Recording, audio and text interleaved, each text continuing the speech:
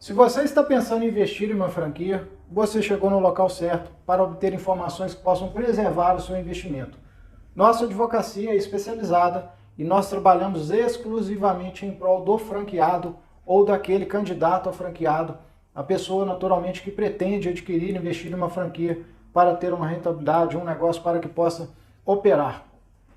Eu costumo dizer para os nossos clientes que ao longo desses 13 anos nós já assessoramos centenas de pessoas, de empreendedores e empreendedoras que investiram em franquia. E um dos pontos principais que a gente deve se ater é o seguinte: você deve verificar o ramo de atividade que você quer escolher, que você quer operar. Depois, você naturalmente vai sondar algumas redes, algumas franquias, alguns franqueadores que você possa eventualmente vir a contratar. Mas antes de qualquer assinatura de contrato, você deve tomar uma série de cuidados preliminares que vão muito além da simples análise que o mercado te passa, de ligar para um franqueado, ligar para um ex-franqueado e obter informações ali de como funciona aquela rede, se ela é satisfatória ou não. Por quê?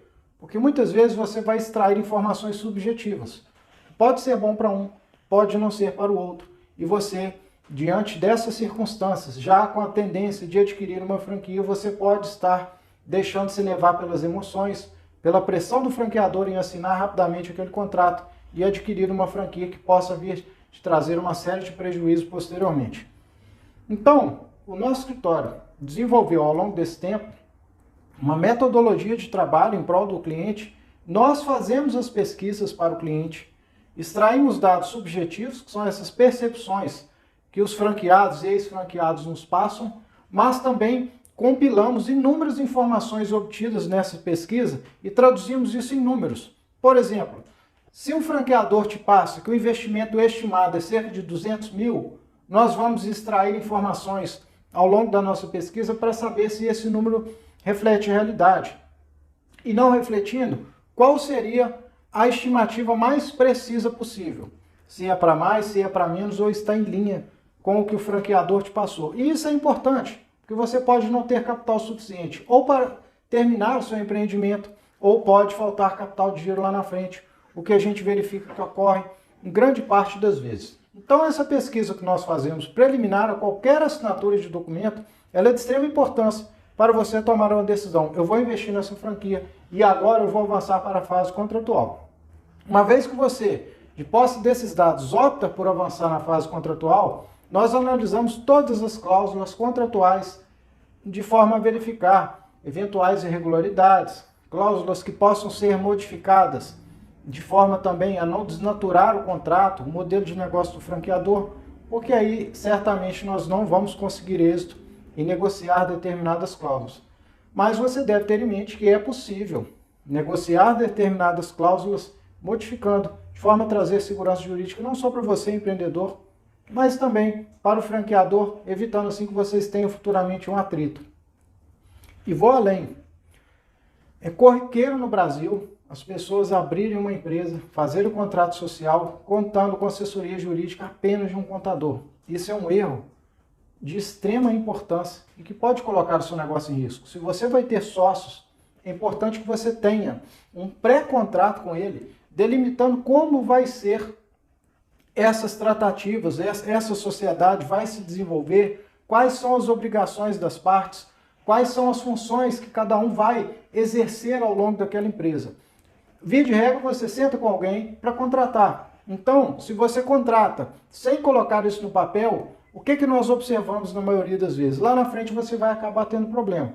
Se você coloca isso no papel, numa espécie de pré-contrato, antes de fazer o seu contrato social, você vai estar se resguardando e evitando conflitos futuramente, até mesmo com cláusulas que possam dirimir essa situação já de forma prévia, né? Por exemplo, qual vai ser a função de um sócio junto à empresa? Administrador, ok, mas ele vai cuidar do comercial? Ele vai cuidar, vai estar na linha de frente da operação? Qual vai ser a atribuição? Se você combina isso no boca a boca e depois tem problema, e muitas vezes ocorre esse problema, você está colocando a sua atividade em risco. E não há nada pior do que um negócio que às vezes vai bem e começa a ter atrito entre sócios. Na maioria das vezes isso não acaba bem e você pode mitigar esse risco. Então, se você está pensando em abrir uma franquia, essas aqui são as minhas dicas para que você se cerque minimamente de cuidados. Procure sempre um advogado da sua confiança, de preferência especializado, para que possa te assessorar durante todo esse processo, olhando todos esses pontos, fase pré-contratual junto ao franqueador, fase contratual, fase pré-contratual junto aos seus potenciais sócios e até mesmo posterior à confecção do contrato social, até mesmo olhando o contrato social para já inserir cláusulas ali que vai resguardar os sócios, né, de forma comum, mas também com situações que possam dirimir eventuais conflitos que possam surgir.